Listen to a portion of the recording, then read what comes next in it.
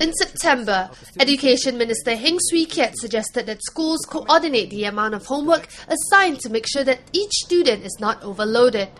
RazorTV speaks to 3 parents for their take on their children's homework. You look at the homework. Are you able to do them? I think when I look at the homework looks at me. It is quite challenging because even at if I can share from primary one's perspective, sometimes I have to read and reread a question because the questions can be quite tricky. Where I understand that it teases the mind to be more sharp and articulate. Even for adults, sometimes I do question the questions in front of me because and I have to reread them about 2-3 times before I actually get what they were trying to ask.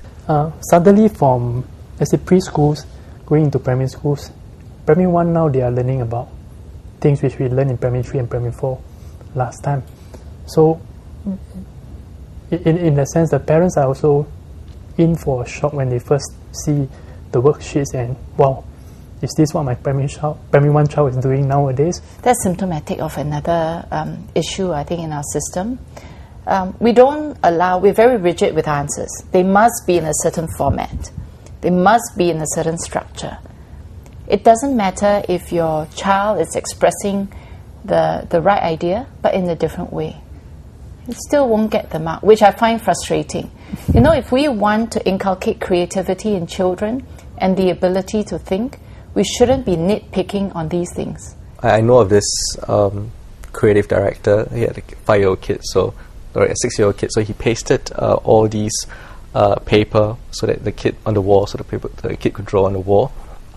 And the kid was pretty good in art, but when he went to primary school, he was asked to draw an apple, and he colored the apple black, and he was failed. And so he went up to the teacher and said, "Why do you fail me?" He said, "Oh, apples must be red or green. It cannot be black." And this kid said, "But my apple is rotten." So that there is a great disconnect between what we want our kids to grow up to be and what the education system allows them to be. Education Minister Heng Keat actually said that there's too much pressure on the primary school education because parents have yet to redefine what success means. Right? So what do you think about that? To me, grades and eventually your first degree, the analogy that I would give is that it gets you a ticket to a dance floor.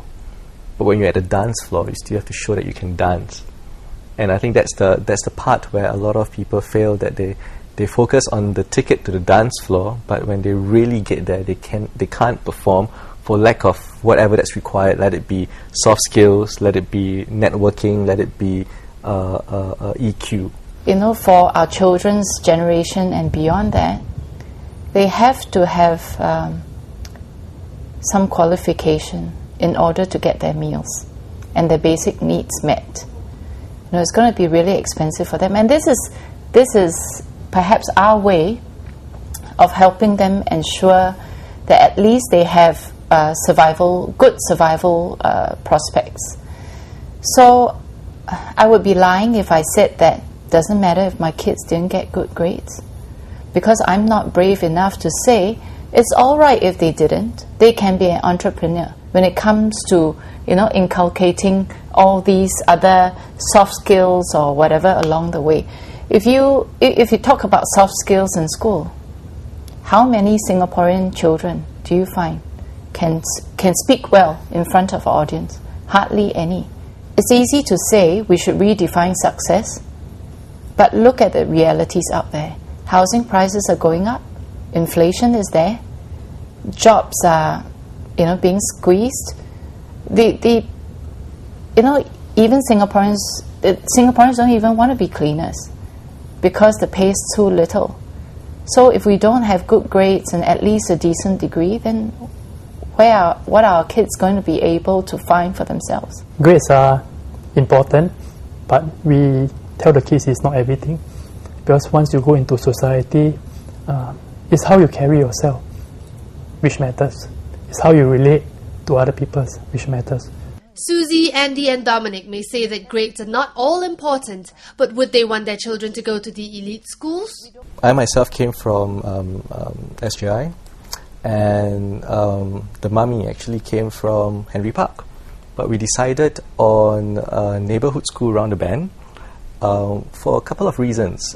One of it was, as what was mentioned, the proximity. I think there's this perception that neighborhood schools are not as good as these other premium schools, and I beg to differ. Moving from, he came from Eaton House. I think we were the only set of parents that were both Singaporeans to this heartland kind of a mix. I think the juxtaposition and the exposure was great for my child.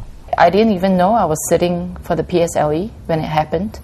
A friend of mine came up to me and said to me, "You've got to make sure you turn up for school early, or at least on time next week." I said, "Why? What's up?" And because I was a perpetual latecomer. And she said, "Oh, there's some important exam going on." So I said, "Oh, all right then, I'll make the effort." So I turned up, sat for the exams, and sometime later my teacher said to me, "Congratulations, you've done quite well. Here's a piece of paper for you to go home and fill up for your secondary school." And until now, well, then my sister didn't want me in the same secondary school as she was, so I had to look for an alternative. So I went to school and asked my friends, "Which school do you think is a good one to go to?" And someone said, "I think Raffles." I said, "How do you spell that?" And we wrote it down. That was my first choice, and that's how I got into RGSS. As a parent, me and my wife have to ask him, why do you prefer this school over that? But ultimately, we have to let him know that this school, if you take this, what are the configurations, what are the options? Final decision will lie with him. We have to respect that. Parenting is indeed not a cinch, especially when it comes to balancing work and play for children in a competitive modern society. Thanks to our guests for joining our discussion today, and find out more about the Kancheong parent mentality and changes in education methods in our other clips.